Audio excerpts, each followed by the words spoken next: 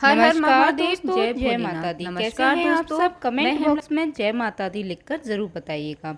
दोस्तों, आज हम श्रवण करेंगे प्रदोष व्रत की पौराणिक कथा। भगवान शिव को समर्पित प्रदोष व्रत हर महीने की दोनों त्रयोदशी तिथि पर रखा जाता है। प्रदोष व्रत की पूजा में प्रदोष व्रत की कथा ज़रूर पढ़ना चाहिए, तभी पूजा का पूरा फल मिलता है। भाद्रपद महीने के कृष्ण पक्ष की त्रयोदशी तिथि 31 अगस्त 2024 शनिवार को पड़ रही है, इसलिए इसे शनि प्रदोष भी कहा जा रहा है। यह भाद्रपद महीने का पहला और अगस्त महीने का आखिरी प्रदोष है। प्रदोष व्रत कर रहे हैं तो सुबह भगवान शिव की पूजा करें, पूरे दिन व्रत रखें और शाम को प्रदोष काल में फिर से शिव और माता पार्वती जी की पूरे विधि विधान से पूजा करें। पूजा में प्रदोष व्रत कथा ज़रूर पढ़ें। तो आइए दोस्तों, अब हम श्रवण करते हैं प्रदोष व्रत की कथा। पौराणिक कथाओं के अनुसार प्राचीन काल में एक गांव में गरीब पुजारी रहता था। उस पुजारी की मृत्यु के बाद उसकी विधवा पत्नी अपने भरण पोषण के लिए पुत्र के साथ लेकर दिन भर भीख मांगती थी, फिर शाम को घर वापस आती थी। एक दिन उसकी मुलाकात विदर्भ देश के राजकुमार से हुई, जो कि अपने पिता की मृत्यु के बाद दर दर भटकने लगा था। उसकी यह हालत पुजारी की पत्नी से देखी नहीं गई।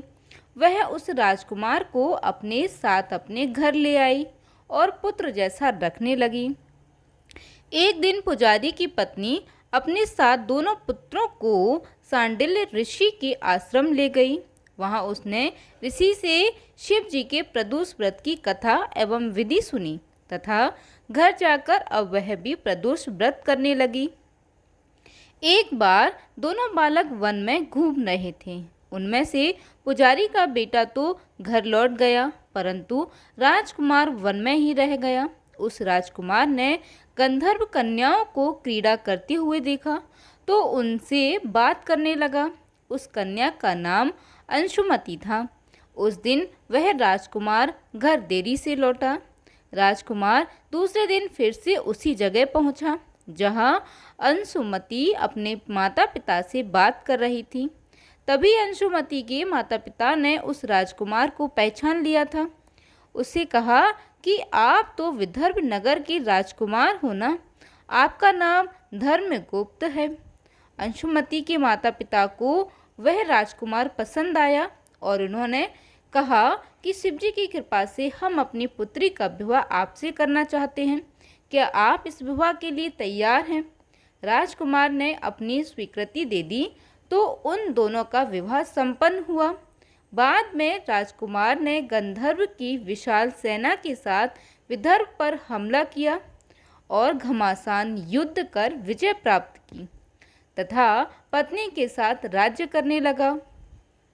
फिर वह महल में पुजारी की पत्नी और उसके पुत्र को आदर के साथ ले आया और साथ रखने लगा। पुजारी की पत्नी तथा पुत्र की सभी दुख व दरिद्रता दूर हो गई और वे सुख से अपना जीवन व्यतीत करने लगे। एक दिन अंशुमति ने राजकुमार से इन सभी बातों के पीछे का कारण और रहस्य पूछा। तब राजकुमार ने अंशुमति को अपने जीवन की पूरी बात बताई और साथ ही प्रदोष व्रत का महत्व और व्रत से प्राप्त फल से भी अवगत कराया। तब से ही लोग अपने जीवन के कष्टों से निजात पाने के लिए प्रदोष व्रत करने लगे। इस व्रत को करने से मनुष्य के सभी कष्ट और पाप नष्ट होते हैं एवं मनुष्य को अभीष्ट की प्राप्ति होती है। बोलिए शंकर भगवान की जय। प्रिय भक्तजनों, उम्मीद करती हूँ कि आपने कथा अच्छे से श्रवण की होगी। दोस्तों, कथा श्रवण करने के बाद कथा आपको अच्छी लगी हो तो प्लीज़ वीडियो को लाइक ज़रूर कर दीजिएगा। साथ ही हमारे साथ जुड़े रहने के लिए चैनल को सब्सक्राइब कर लीजिएगा। जय माता दी दोस्तों, धन्यवाद। हर हर महादेव।